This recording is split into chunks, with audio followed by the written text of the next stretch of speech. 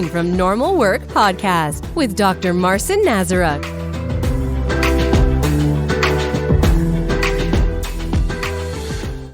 And I understand that you also try to apply some tools and techniques like learning teams, for example. Tell me what's your experience with that? Yeah, so we've actually done quite a number of learning teams on this site. We started with a facilitated learning team. So Bob Edwards, who has supported us quite well. And let me just say that the reason that I started to rely heavily or more heavily on Bob Edwards and Andrea Baker is in the beginning, I could have been seen as an independent HOP advocate. But then when I became part of the management team, it was us, them, and I lost my sense of independence. So I really needed I needed outsiders to kind of help with the message so that the message didn't have what I was now carrying with it, which was some, not independence anymore. So Bob Edwards and Andrea Baker has been helping us quite a bit on this journey. So Bob did at least 2 facilitated learning teams with us. And my first experience, well, the first 2 was so uncomfortable because it's unlike the traditional investigation, which is very structured and interviews and, you go down the charts and, if it's this, then you go. This learning teams is more like an open conversation. It's a conversation about, tell me about how does your day start? And tell me about what are some of the challenges you have. And I thought to myself, well, this can't be going anywhere. This sounds more like just a conversation among peers. But there was such a great method to the madness because even though it started as this sort of general conversation about day-to-day work, eventually got into system issues and what are some of the things that challenge them to do work in a particular way, and how complex day-to-day work is, and how things occupy their time instead of focus. So learning teams for me it was so structured. And then the other thing that happens in learning teams, which I also had to manage my emotions, is it's very messy. So the systems and the procedures and processes that you may think work so well just starts to get taken and pulled apart. And then you start to feel a little overwhelmed by how messy work is. Messy is probably the best term I could use for it. Because when multiple systems start to meet each other, whether it's procurement or technical or operational, permit to work, then you kind of see what this big ball of mess is and how they choose to focus on certain things and what pulls them, and the messiness.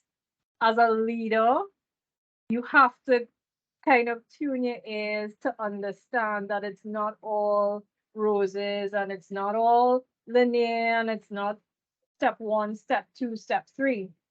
And in doing the learning teams, I also had the plant manager sit in, and he himself had to manage his emotions, because it's like, okay, all right, so okay, this is not working the way we thought. What do we do?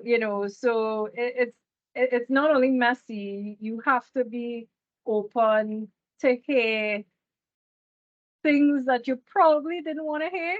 And that as a leader could be daunting.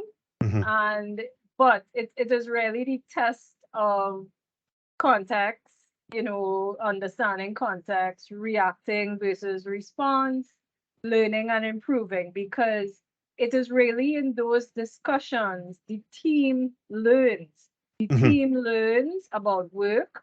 We learn about context. We learn about how systems don't line up as nicely as we think on paper.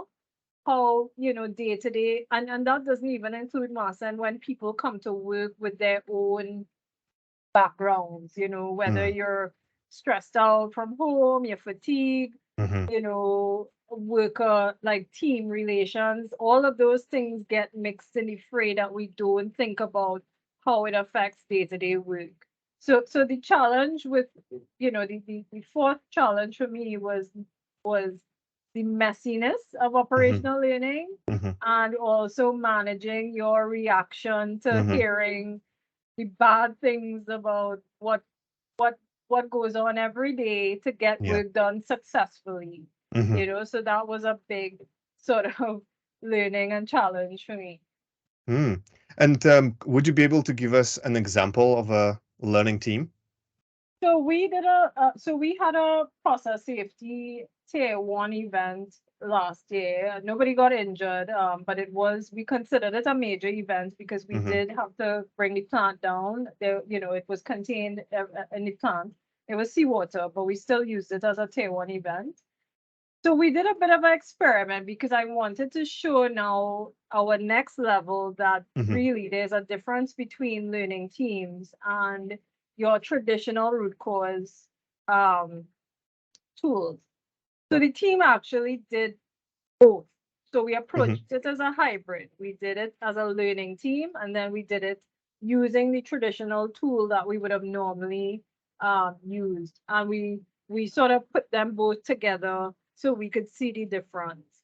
And it was kind of akin to like mono sound and surround sound, where the mono sound was your traditional taproot or root cause analysis tool, equipment maintenance needs improvement, procedures incomplete, training and knowledge needs improvement, and then the learning teams got into things like work order prioritization and how we approach dealing with certain types of processes in terms of priority and delays in how we fix, particular things.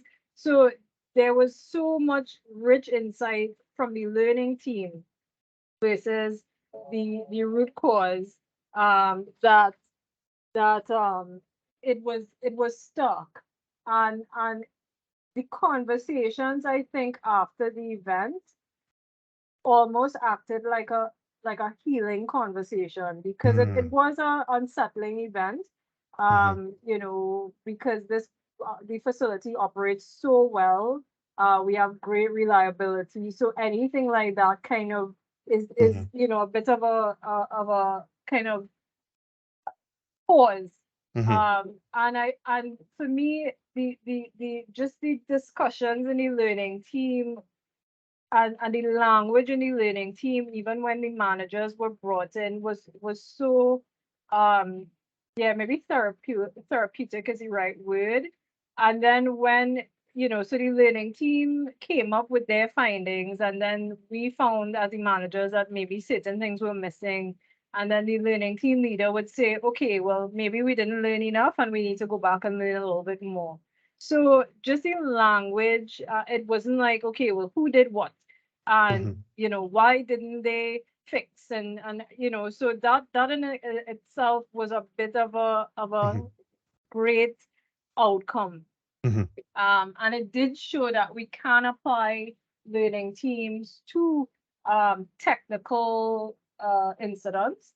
It doesn't mean that the failure mechanism or the failure analysis itself doesn't go through a technical review, because when you deal with, plant and process, you want to understand how did the piping fail, or what were the mechanisms. So that's normal failure review. So we didn't touch that, but just the understanding of, I suppose, the causal factors, or the constraints that led up to the event was so enriching that it proved the experiment out for me, right? And we were able to show, the employees, okay, here's what we did, here's what we came up with, here was the rich insight, etc.